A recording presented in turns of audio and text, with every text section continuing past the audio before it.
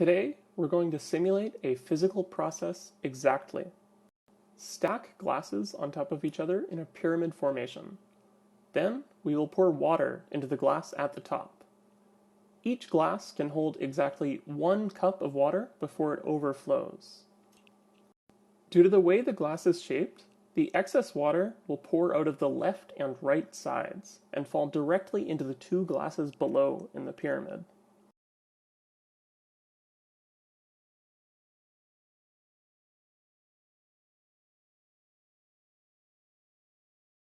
Given some amount of water, measured in cups, and the position of a glass in the pyramid, we want to find out how much water rests in that glass when all the water has finished moving.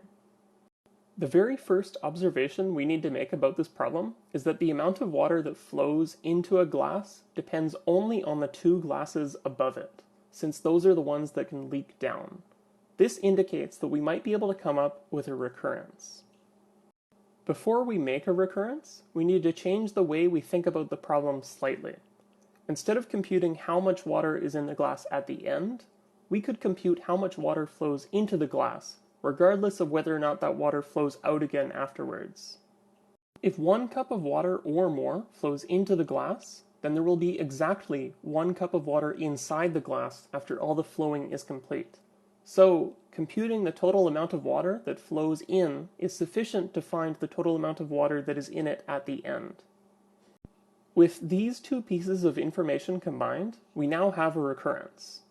Let f of ij represent the amount of water that flows into the glass in row I and j spots from the left. By definition, f of ij is equal to the amount of water that that glass receives from the glass up and to the left and the glass up and to the right. Since the 2 glasses above each store 1 cup of water that they never leak downwards, we have f of ij equal to f of I minus 1 j minus 1 minus 1 plus f of I minus 1 j minus 1. The minus 1 is, of course, the cup of water that is not leaked from the glass above. Don't forget the base case. F of 0, 0 is the amount of cups given in the input. This is almost correct, but there's a couple edge cases that this misses. The first is, what if there's no cup above and to the left or above and to the right? And the second is, what if the cup above never drops any water? Next, to quickly solve the problem of the cup that never drops water, all we need to do is add a max function to bound it below at 0.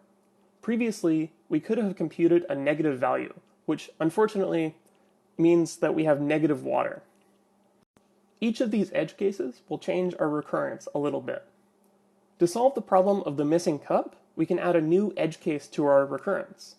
If the cup at ij does not exist, return 0, since no water will come from a missing cup. At this point, we have everything we need to implement our functioning recurrence to solve this problem. Remember to memorize the function, just so we don't have to worry about that exponential runtime. So, with the memoization, what is the runtime of our resulting dynamic program? We recurse a constant number of times, 2 to be exact, per function call, so all we need to know is the size of the dynamic program. In other words, the number of different glasses we look at. Since the bottom row where we start is actually the one with the most glasses, we can use that to upper bound our row size.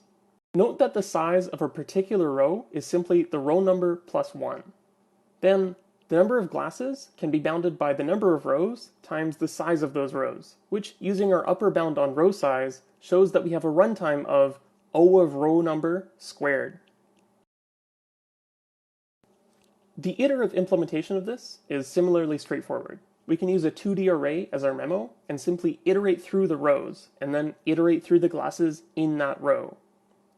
Instead of looking at our memo directly and handling the edge cases where our glass is out of bounds beforehand, it can be handy to add a quick lambda function that lets us return the corresponding memo element if one exists, but 0 if the requested glass is out of bounds. Now that we've looked at how to implement a nice and easy solution to this liquid problem, let's see if our analysis matches up with how real liquids would act in this situation.